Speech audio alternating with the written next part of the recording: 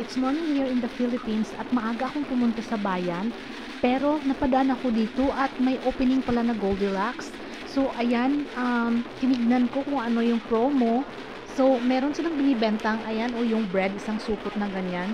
Pag bibili ka niyan, meron siyang free na, yung water bottle at saka umbrella. So hindi ko nakunan ng video yung umbrella, pero maganda yung umbrella nila, malaki. So ayan, pipili ka lang either water bottle or yung umbrella yung gusto mong free. So dahil osyosera naman ako, so dito nakiosyoso na ako at papasok ako dito sa loob kahit wala naman akong bibilihin dahil wala naman akong pera. Napakaswerte ko, first day opening talaga pala ngayon. So ayan, ito yung mga bread nila ngayon na naka-display. Hindi ko naman gusto yung mga ganitong bread ngayon dahil nga matanda na itong lola nyo. So yung paborito ko na ngayon kainin, yung mga ganito, yung may wheat. Yes, so pag may pera ako, babalik ako dito at bibili ako niyan. So ayan, meron din silang egg pie. So masarap yung mga tinapay na naka-display nila ngayon.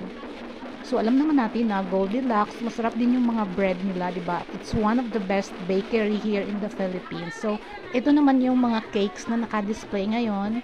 So ayan, looks yummy talaga. So more on choco, yung mga ganun.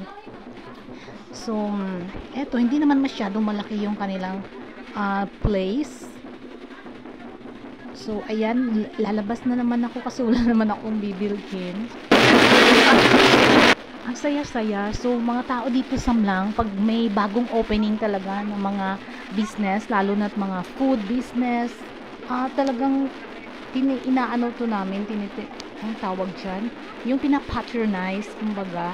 So mahilig talaga kami sa mga ganitong mga masarap na mga yung mga bilihin or breads. Although marami namang bakeries dito sa Mlang, pero kung minsan parang mas mahilig kami sa mga branded.